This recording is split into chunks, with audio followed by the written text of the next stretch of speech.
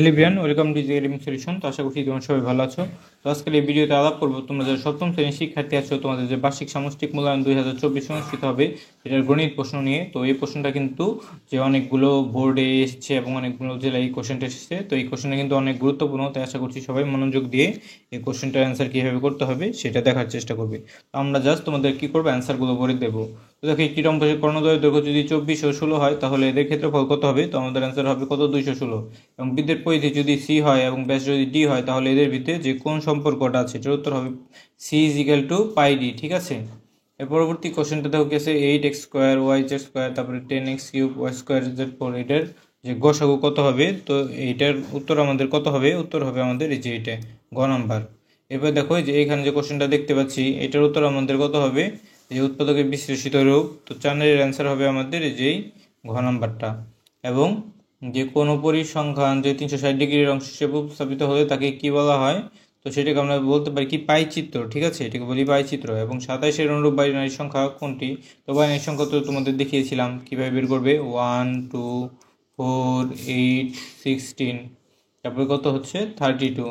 আমাদের 32 যেহেতু লাগবে না তাহলে কত হবে? 16 আর এখানে দেবো 8, 16 আর 8 কত? 24 আর 4 কত হচ্ছে? 28 আর এখানে 1, তার মানে আমাদের অ্যান্সারটা কত হবে? 11101। তো এখানে কত আছে যে 111 কই? যে 11101 হওয়ার কথা, কিন্তু এখানে কিন্তু মেইন অ্যান্সারটা তোমাদের দেয়া হয়নি।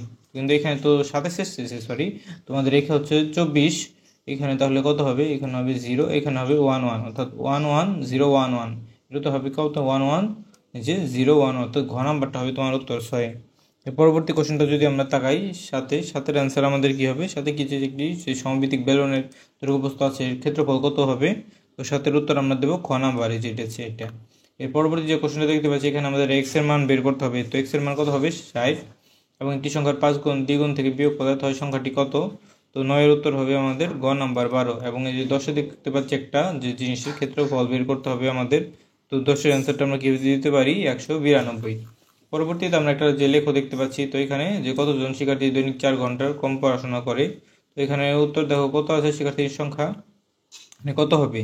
তো আমাদের যদি 11 নম্বর কোশ্চেনটা আমরা দেখি, 11টা হবে কত আমাদের? 34। তো পরবর্তী কোশ্চেনটা দেখো কি আছে আমাদের, যে 4 ঘন্টার বেশি করে যে এগুলো, ঠিক আছে। পরবর্তী কোশ্চেনটা যদি আমরা থাকে, একটি বর্গক্ষেত্রের পরিসীমা 52 হলে এর ক্ষেত্রফল কত? তো বর্গক্ষেত্রের পরিসীমা যেহেতু তো এটাকে আমরা প্রথমে কি করব? 4 দ্বারা ভাগ করব। 4 দ্বারা ভাগ করে যে উত্তরটা হবে সেটাকে আমরা স্কোয়ার করব। এটাকে যদি আমরা করি তাহলে অ্যান্সার হবে আমাদের খ নাম্বারটা। ঠিক আছে, এটা 4 দ্বারা ভাগ করে আমরা পাই হচ্ছে 13, 13কে স্কোয়ার করলে যে আমরা এটা পাই। এবং একটি কাঠের বক্সের প্রস্থ উচ্চতা আয়তন দেওয়া আছে, এর উচ্চতা আমাদের বের করতে হবে। তো 13 উচ্চতা হবে ঘ নাম্বার। এবং এই যে একটা সমীকরণ দেওয়া আছে এটার মূল বের করতে হবে।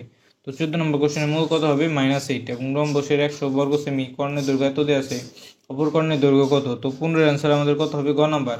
এবং নিচে আমরা বিভিন্ন এক কথায় প্রশ্ন দেখতে পাচ্ছি, অর্থাৎ 2 হাতের যে 10টি আঙ্গুল ব্যবহার করে বাইনারিতে সর্বোচ্চ কয়টি সংখ্যা পাওয়া যাবে? তো এটার উত্তর যদি আমরা দিতে পারি, আমাদের 16-এর অ্যান্সার কত হবে? 16 অ্যান্সার হবে 10 23। ঠিক আছে, 1023টি। এবং একটি রুবিক্সে যদি 4 একক হয় এবং এক ধার বিশিষ্ট কয়টি ঘনক থাকবে? তো এটার উত্তর আমাদের কত হবে? এটার উত্তর হবে 64। এবং দুইটি ক্রমিক সংখ্যার যে একটি এক্স হলে অপরটি কত হবে? এটার আমাদের উত্তর কত হবে? যে x+2। এবং এই সংখ্যাটার আমাদের লসাগু বের করতে হবে 19। তো এটার উত্তর হবে কত আমাদের? এটার উত্তর হবে 6x² y⁴ z⁴। এবং একটি সমান্তরিকের দুটি সন্নিহিত বাহুর দৈর্ঘ্য দেওয়া আছে, এর পরিসীমার অর্ধেক কত? এটার উত্তর হবে 12। সিলিন্ডারের উচ্চতা ব্যাসার্ধ দেওয়া আছে, এটার উত্তর কত হবে? 21-এর উত্তর হবে 2πr/h। এবং বৃত্তের পরিধি ও ব্যাসার্ধের অনুপাত কত হবে? 2π:1।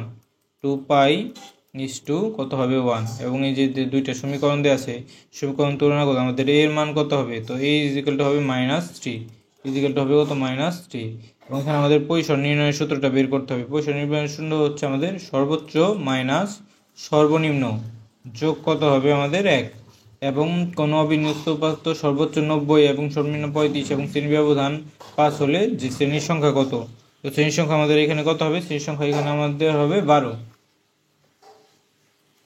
খ বিভাগে আমাদের কি থাকবে? খ বিভাগে অনেকগুলো প্রশ্ন থাকবে। ঠিক আছে, তো এখানে 13 গুণ 2 যদি আমরা করি তাহলে আমাদের উত্তরটা কত হয়? 26। তো এখানে আমাদের 26 মার্কের পরীক্ষাটা হবে। তো এখানে কি কোশ্চেনগুলো আছে আমরা যদি কোশ্চেনগুলোর দিকে একটু তাকাই, দেখো আমাদের কোশ্চেনগুলো এখানে আছে হচ্ছে একটি আয়তকার ক্ষেত্রে বাগানের যে এত একক হলে দৈর্ঘ্য প্রস্থ কত, তারপর 5 বিট ব্যবহার করে বাইনারিতে বৃহত্তম এবং ক্ষুদ্রতম সংখ্যা নির্ণয় করো।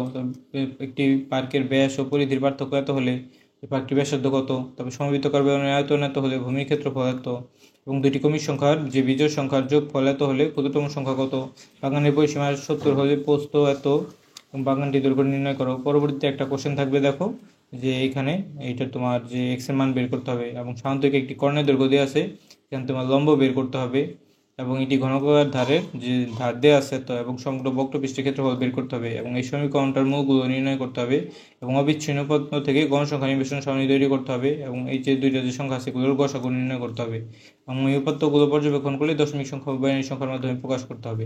এর পরবর্তীতে দেখো আমাদের 10টা কোশ্চেন থাকবে দৃশ্যপট নির্ভর, সেখান থেকে আমরা কি করব, যেই 7টা আমরা পারি সেই 7টার অ্যান্সার দেবো। তো এখানে আমরা দেখতে পাচ্ছি যে এখানে অনেকগুলো সমীকরণ আছে, এই 4টে সমীকরণ আমরা কি করতে হবে, এখানে প্রথম রাশিকে উৎপাদকে বিশ্লেষণ করতে হবে এটার, পরবর্তীতে কি করতে হবে এই দ্বিতীয় এবং তৃতীয় রাশিটির গসাগু বের করতে হবে এবং পরবর্তীতে কি করতে হবে এই দ্বিতীয় এবং এই যে তৃতীয় ও চতুর্থ রাশির কি করতে হবে লসাগু বের করতে হবে। পরবর্তীতে দেখো আমাদের কি ম্যাথ আছে একটা, যে বাগানের দৈর্ঘ্য প্রস্থের কত গুণ দেওয়া সেটা দেওয়া আছে এবং পরিসীমা কত সেটাও দেওয়া আছে। তো আমাদের এবং যার প্রস্থ 4 মিটার বেশি, তো বাগানের আয়তক্ষেত্রের ক্ষেত্রফল বের করতে হবে এবং পুকুরের যদি ক্ষেত্রফল 32 হয় পরিসীমা কত সেটা বের করব এবং 16 মিটার দৈর্ঘ্য এবং 12 মিটার প্রস্থ বিশিষ্ট দুটি কাগজের দৈর্ঘ্য বরাবর যদি মুড়িয়ে নেই তাহলে কত হয়, অর্থাৎ বক্রতলের সমান ক্ষেত্রফল কত এবং বেলনের পার্থক্য কত সেটা বের করব। পাঁচে একটা কেসের ট্রাপিজিয়াম আছে, ওই ট্রাপিজিয়াম এবং এ ইজিক্যাল টু ডিসি এবং সামুদ্রিক ও ট্রাপিজিয়ামের মধ্যে 3টি পার্থক্য লেখো এবং বিসি এর ক্ষেত্রফল এত হলে এ বিজি ট্রাপিজিয়াম এর ক্ষেত্রফল কত এবং চিত্র দুটি সমকেন্দ্রিক বৃত্তের 0 এবং এ ও বি ত্রিভুজটির ক্ষেত্রফল যদি 18 বর্গ সেন্টিমিটার হয় তাহলে তোমার বৃত্তটির ব্যাসার্ধ নির্ণয় করতে হবে এবং গাঢ় অংশটির ক্ষেত্রফল বের করতে হবে, অর্থাৎ যে আমাদের এই গাঢ় অংশটি কত সেটা বের করতে হবে। ঠিক আছে, তো প্রথমে আমরা কি করব, এই মাঝখান থেকে আমরা পুরোটুকুর ক্ষেত্রফল বের করব, তারপর আমরা এই যে ও বি এর একটু আর ধরে ক্ষেত্রফল বের করবো, অর্থাৎ বড় আর এর ক্ষেত্রফল মানে ছোট এর ক্ষেত্রফল বিয়োগ করলে আমরা অ্যান্সারটা পেয়ে যাব। এবং 7 নম্বর কোশ্চেন কি আছে, একটা স্কুলে যে কতজন শিক্ষার্থী ছিল তা দেওয়া আছে, তো তার উপরে ভিত্তি করে আমাদের কি করতে হবে, কতজন পায়ে হেঁটে আসে সেটা বের করতে হবে এবং এরপরে আমাদের কি আছে দেখো, যে পায়ে হেঁটে আসে সেটা বের করব, তারপরে যে বাস ও রিক্সায় আসা শিক্ষার্থীর সংখ্যা আমাদের বের করতে হবে, অর্থাৎ বাস ও শিক্ষার্থীদের যে এত ডিগ্রি দিয়ে আছে এটা যে সংখ্যায় কত হবে সেটা বের করব। ঠিক আছে, এরপরে আমাদের যে সপ্তম শ্রেণীর কয়েকজন শিক্ষার্থীর উচ্চতা দিয়ে আছে, এই উচ্চতা থেকে আমাদের কি করতে হবে, যে উপাত্তের পরিসর নির্ণয় করতে হবে এবং শ্রেণী ব্যবধান 10 ও টালি চিহ্ন ব্যবহার করে আমাদের গণসংখ্যা নির্বাচন সারণী তৈরি করতে হবে এবং গতে আমরা কি করব, আমাদের একটা আয়তলেখ অঙ্কন করতে হবে। তো আশা করছি তোমাদের যে সপ্তম শ্রেণীর গণিত প্রশ্নটা কীভাবে হবে তোমরা বুঝতে পেরেছো। তো এই কোশ্চেনটা কিন্তু অনেকগুলো স্কুলে এসেছে, তোমাদের স্কুলে আসার সম্ভাবনা প্রায় 100%-এর মতো। তো এই ভিডিওটি তোমরা মনোযোগ সহকারে দেখবে এবং না টেনে পুরোটা দেখার চেষ্টা করবে এবং আমি যেগুলোর সমাধান দিইনি সেগুলো নিজেরা করার চেষ্টা করবে। তো সবাইকে ধন্যবাদ জানিয়ে আজকে এখানেই শেষ করব।